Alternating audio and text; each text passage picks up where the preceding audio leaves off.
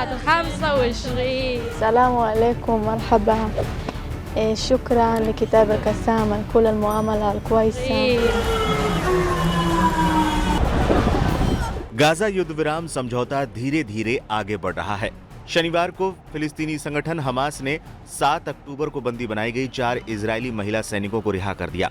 इन सैनिकों की रिहाई के बदले इजराइल ने भी अपने जेलों में बंद फिलिस्तीनी कैदियों के एक समूह को रिहा कर दिया है। रिपोर्ट्स के मुताबिक करीब 200 की संख्या में फिलिस्तीनी कैदियों को रिहा किया गया है। हमास ने शुक्रवार को घोषणा की थी कि वो 20 वर्षीय करीना एरीव, डेनियलिया गिल्बोआ, लेवी और 19 साल के लीरी अलबाग को रिहा कर देगा।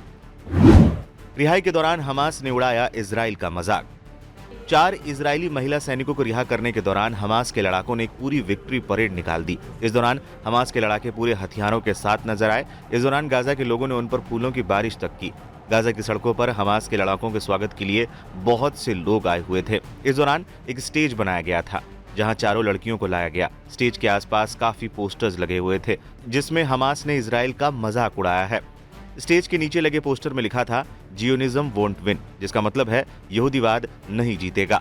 एक और पोस्टर में लिखा था Gaza is the graveyard of the criminal Zionist, Gaza अपराधी यहूदियों का कब्रिस्तान है।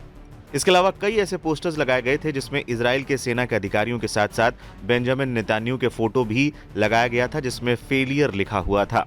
बता दें, रिहाई के दौरान हमास के इस अंदाज को लेकर भी काफी ज्यादा चर्चाएं हो रही हैं। हमास ने 4 महिला सैनिकों को रिहा कर दिया। शनिवार को हमास ने 7 अक्टूबर को बंदी बनाई गई 4 इजरायली महिला सैनिकों को रिहा कर दिया। रिहा की गई इन सैनिकों को सेना की वर्दी में ही लाया गया और मंच पर खड़ा कर दिया गया। यहां से इन लोगों को रेड क्रॉस के सदस्यों को सौंप दिया गया। रिहा होने के बाद इन चारों सैनिकों के चेहरे पर राहत भरी मुस्कान देखने को मिली।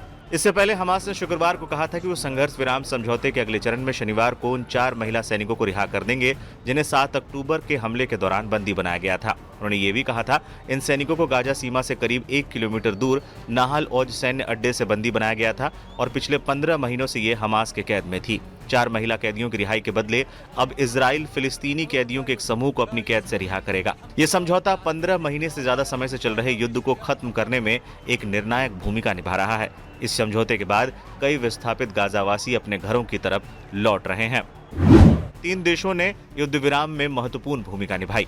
7 अक्टूबर 2023 से शुरू हुए इस युद्ध को रोकने के लिए 3 देशों ने अपनी महत्वपूर्ण भूमिका निभाई है। इसमें कतर, मिस्र और संयुक्त राज्य अमेरिका शामिल है। इन तीनों देशों ने महीनों तक बातचीत और अपने प्रयासों की बदौलत युद्ध विराम करवाया। हालांकि डोनाल्ड ट्रंप युद्ध विराम का पूरा क्रेडिट खुद को दे रहे हैं। इस युद्ध विराम समझौते के पहले चरण के अनुसार हमास इजराइल के 33 बंधकों को रिहा करेगा और इसके बदले में इजराइल अपनी जेलों में बंद करीब 1900 फिलिस्तीनी कैदियों को छोड़ेगा। बाद में अगले चरण में युद्ध के खत्म होने की अधिक उम्मीद है। इसमें गाजा का पुनर्निर्माण और मृत बंधकों के शवों की वापसी को लेकर भी बात कही गई है।